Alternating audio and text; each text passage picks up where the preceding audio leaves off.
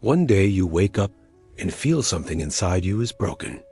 It's not a physical pain, it's a fracture in your inner world. You repeat the same mistakes, carry a nameless anguish, feel like you're living in the shadow of who you could be. And you wonder, is there a cure for the soul? In the early 20th century, two men gave answers that forever divided the path of psychological healing. One answer looked backward to the basements of personal memory. The other forward to the symbolic cathedrals of the spirit. Today you will discover the core of the most intimate war between Freud and Jung. It wasn't just about theories, but about two diametrically opposed routes to achieve what both called healing. In the next few seconds, you will not only understand their methods, but you will be able to identify which path resonates with your own wound. Because healing is not forgetting, it's remembering and integrating in the right way. For Sigmund Freud, neurosis, that prison of anxiety and symptoms, was the result of psychic conflict. A conflict between unacceptable desires, primitive drives, and the moral demands of society and conscience. These desires, too threatening, were pushed into the darkness of the personal unconscious, repressed with force. But the repressed does not disappear. It returns as a symptom, as acting out, as a disturbing dream, as an irrational fear. The Freudian psychological cure, therefore, had a clear and monumental mission: to make the repressed conscious. Where ID was, their ego shall be, said Freud. The id was the chaos of unconscious impulses. The ego, the conscious and rational instance. Psychoanalytic therapy was a journey of personal archaeology.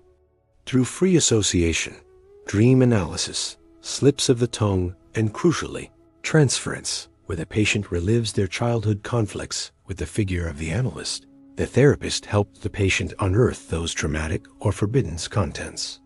By bringing them into the light of consciousness, by verbalizing them and understanding their infantile roots, the symptom lost its reason for being.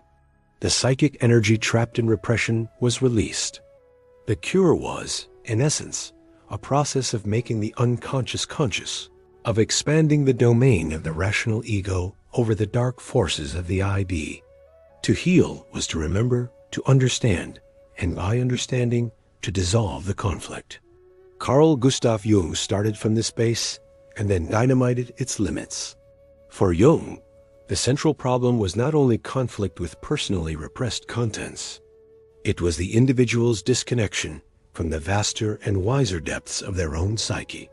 Neurosis was, above all, a warning signal, an indicator that the person was living in a one-sided manner, identified only with their social mask, the persona, or with a small part of their consciousness, ignoring the call of the self, the archetype of wholeness.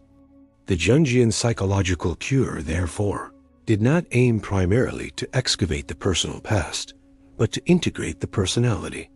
This process he called individuation, a journey towards wholeness where the individual must confront and dialogue with the contents of the unconscious, both personal and collective. It was not about dissolving these contents into consciousness, but about establishing an active and creative relationship with them. Here, making conscious was not enough. It was necessary to integrate. Integrate the shadow, what we deny about ourselves. Integrate the anima or animus, the unconscious sexual counterpart. Integrate the symbols and archetypal figures that emerged in dreams or fantasies. Jung's methods included active imagination, a conscious dialogue with inner images, dream analysis as prospective messages, not just retrospective, and work with art and symbols. The goal was not a stronger rational ego, but a broader and more complete self. Cure was synonymous with growth towards wholeness. Let's look at a practical example. A person suffers from unexplained panic attacks in enclosed spaces. The Freudian approach would look in their history for a traumatic repressed event, perhaps a childhood punishment where they were locked in a closet.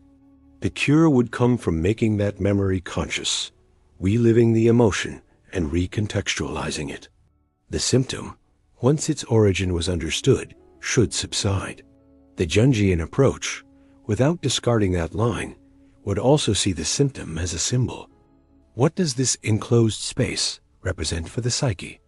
It could be the very prison of an overly rigid personality, a suffocating life.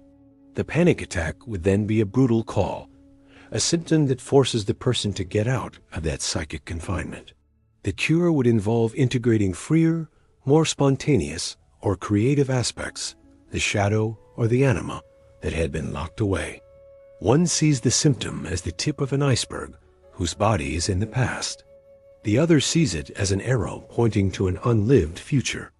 This brings us to the controversial element, the idea that can shake your conception of what it means to be healthy. What if both models cure, but different kinds of illness? The bold proposal is this. Freudian psychoanalysis is exceptionally effective in treating clear symptomatic neuroses derived from unresolved personal traumas and conflicts. It is the therapy of why.